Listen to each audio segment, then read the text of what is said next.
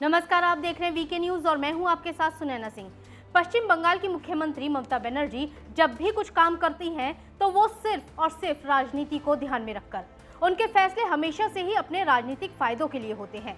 हालांकि वो इन पर पर्दा डालने के लिए अपने फैसलों को जनता की सुविधा का नाम देती हैं, लेकिन हकीकत इससे कोसों दूर है। देश की प्रधानमंत्री बनने का सपना संजोए ममता बनर्जी ने INDIA गठबंधन ज्वाइन कर लिया। इसके मंच से देश की जनता की आवाज बनने का ऐलान कर दिया। तो वहीं पिछले काफी वक्त से पश्चिम बंगाल के सरकारी कर्मचारियों की आवाज नहीं सुनी, और अगर सुनी भी तो अपने मंत्रियों और विधायकों की।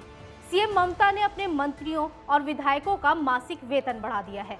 विधायकों का बड़ा वेतन ये संकेत दे रहा है कि 2024 के चुनाव में कोई भी विधायक ममता बनर्जी को धोखा ना दे, यानी कि ऐन वक्त पर दूसरी पार्टी का रुख ना कर ले। इसको लेकर ममता बनर्जी ने बिना मांगे विधायकों और मंत्रियों को ज्यादा सैलरी का गिफ्ट दे दिया।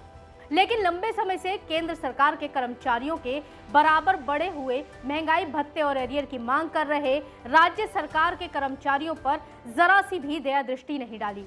दरअसल मुख्यमंत्री ममता बनर्जी ने विधानसभा के मानसून सत्र के आखिरी दिन विधायकों, मंत्रियों को ये सौगात दी।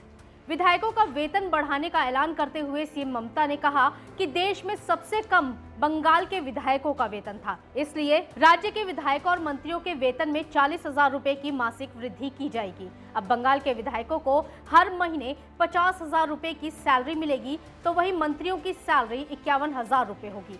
इससे पहले बंगाल के विधायकों को हर महीने 10,000 रुपए, राज्य मंत्रियों को 10,900 रुपए, जबकि पूर्ण प्रभार वाले मंत्रियों को 11,000 रुपए की सैलरी मिलती थी। अब सीएम ममता बनर्जी के ऐलान के बाद विधायकों की सैलरी 50,000 रुपए, राज्य मंत्रियों का वेतन 50,900 रुपए और पूर्ण प्रभार वाले मंत्रियों का वेतन 51,000 रुपए हो जाएगा। बंगाल में सीएम ममता बनर्जी ने एक तरफ बिन मांगे नेताओं की सैलरी बढ़ा दी, तो वहीं महंगाई भत्ते और एरियर को बढ़ाने की मांग कर रहे राज्य कर्मचारियों की मांग सिरे से नकार दी। इसी साल मार्च में राज्य कर्मचारियों ने सरकार के खिलाफ प्रदर्शन किया था।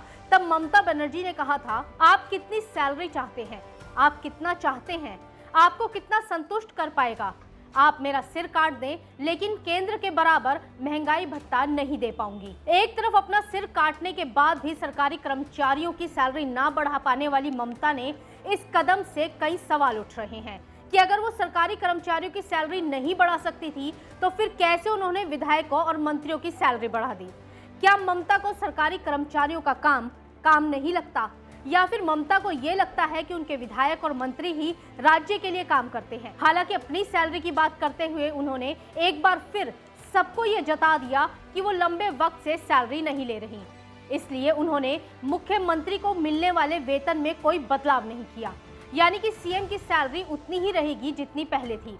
ममता का सीएम पद की सैलरी को लेकर किया गया फैसला सही है, लेकिन इसका मतलब ये नहीं कि वो राज्य कर्मचारियों की आवाज को दबा दे, जिसमें वो अपने लिए केंद्र सरकार के कर्मचारियों के बराबर सैलरी की मांग कर रहे हैं, आंदोलन कर रहे हैं, या यूं कहें कि 2024 के चुनाव को लेकर ममता अभी से सभी विधायकों और मंत्रियों को साधने का काम कर रही हैं। लेकिन उनको ये नहीं भूलना चाहिए कि नेता पार्टी में तभी रहते हैं जब जनता उन्हें वोट करती है, और सरकारी कर्मचारी भी चुनाव में वोट डालते हैं। इस खबर पर क्या है आपकी राय, हमें कमेंट बॉक्स में जरूर बताइएगा, और अगर खबर अच्छी लगी हो तो लाइक और शेयर जरूर कीजिएगा। धन्यवाद। वीके न्यूज, राष्ट्र के नाम।